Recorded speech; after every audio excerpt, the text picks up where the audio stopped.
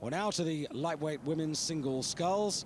The entry up from 11 to 14 this year, and these are the finalists. Prospect. Quite bouncy water down there at the start. Very difficult conditions for sculling, but they're all the way nice and cleanly. Well, that's the Dutch woman, Annette Bogstra.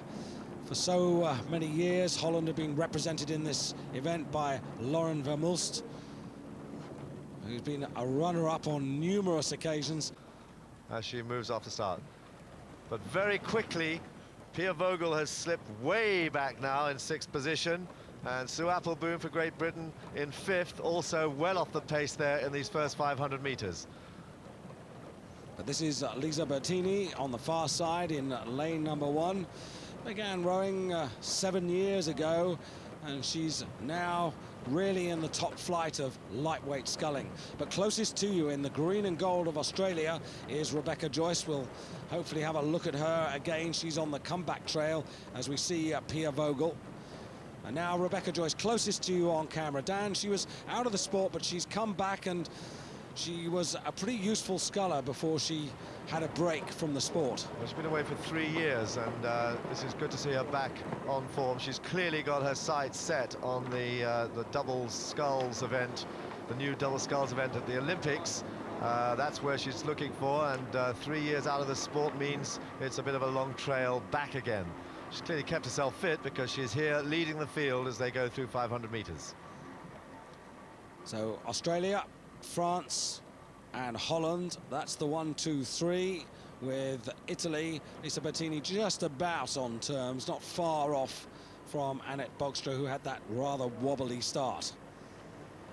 Yes, Bogstra just a length down on the leading pair, but Australia just squeezing a little bit more out every stroke, and she's really moving well now in this second quarter of the race. Annette, who's like Lisa Bertini, 23 years of age, comes from Utrecht, and last year she was in the double sculls, which finished 8th in the World Championships.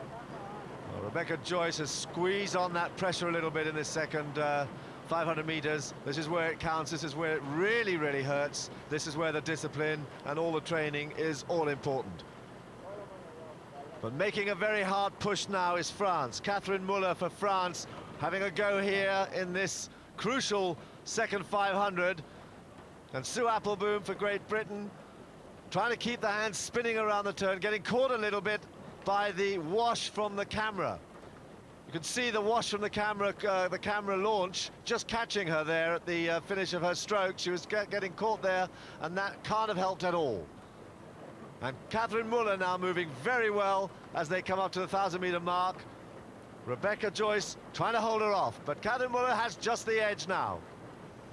And this is an event which has had some good champions in the past. Constanta Pipota was a very good winner 12 months ago for Romania, and Michelle Darville, who competed for Canada, was the champion in 1993. She's now on the German squad. Ooh. Bit of a crab there, bit of a shipwreck there for Australia, for Rebecca Joyce, but she recovered well, recovered quickly, and she's got the edge back again on Catherine Muller of France. And Holland beginning to make a bit of an impression as well. She's just pushed a little bit there at the 1,000-meter mark, got an overlap, and it's close for these 3 scullers here in the second 1,000 meters. But Rebecca Joyce there, looking the strongest at the moment, middle of the stroke, good send away at the finish. Quick look across there to see what she's got to do, and she quickens the pace now. Now she's making a little bit of a move, quickening the leg push. 750 meters to go. Catherine Muller, though, still trying to close the gap. The Dutch sculler just dropping off the pace, and Bertini for Italy really out of contention at the moment. But look at the rhythm that Rebecca Joyce has got now, and she's moving. It's not just the rhythm. She really made her move back there about 20 strokes ago, and it's made a big impression. She just lengthened her stroke. She's sitting back a little bit further. She's dropped Holland, and Catherine Muller is finding it hard to keep up with this. Rebecca Joyce has just squeezed on, with 700 meters to go, and she's taken half a length in about 35 strokes. In third place, Annette Bogstra. Fairly out on her own there. The angle's deceptive. Bertini's got a lot of work to do if she wants to get back on terms. But now Rebecca Joyce with clear water over Catherine Muller, and looking very good indeed. Well, she's looking dominant here. I don't think anyone's going to get back on terms with her. It's a very, very good and successful return to top international sculling for her, and she's going to be looking around for a partner for the Olympic Games next year. But now, with 500 meters to go, it's Rebecca Joyce for Australia going through the last 500-meter marker there, a length and a little bit clear of the field, clear of France, with Holland in third place, settling for that bronze medal. And Great Britain now pushing there into fourth place. Coming through Italy, Great Britain, Sue Appleboom has found some good rhythm there in the middle of the race, and she's pushed into fourth place. But no one is going to catch Rebecca Joyce for Australia, coming home looking stronger and stronger in the last 300 meters. Indeed, and this is a big improvement for Australia in this event.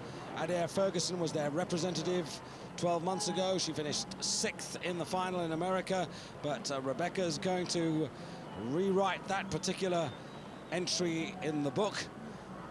The angle really quite deceptive. Catherine Muller isn't as close as that picture suggests.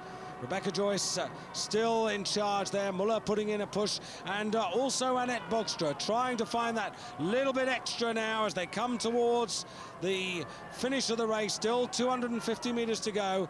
Bogstra with about half, three-quarters of a length to make up to get back in touch with the French sculler. And as you said, Sue Appleboom, Dan, now past Bertini. Yeah, you could see that the camera launch actually was up there with the leaders and sending down a bit of a wash on the scullers in 4th, 5th and 6th place. But now here for Australia, Rebecca Joyce coming home clear of the field and moving very sweetly indeed. Yes, I must emphasize if you look at the line of boys, and it's not, or the camera's not in line, so it's very, very deceptive. But Rebecca Joyce in the green and gold at the bottom of the picture, clearly in the lead, ahead of Catherine Muller, who's been in second place throughout. She's rowed really well, stuck to the job, and put in a terrific effort. But Rebecca Joyce is the champion on the day. She takes the gold, Muller makes contact to take the silver, and Bogstra the bronze. With Sue Appleboom in 4th place, ahead of Bertini, who'll be disappointed with that performance. Well, a very, very good performance. In fact, Catherine Muller of France did close in the last 150, 200 meters. She closed, got an overlap for the champion, Rebecca Joyce of Australia. What a comeback, Dan. Great comeback. And what a good squad Australia are building. A real force to be reckoned with in women's rowing. Well, I wonder whether Rebecca thought in those winter months, or long summer months as it is down under in her country, that she'd be standing here as world champion today. But she's really done well. So has Catherine Muller.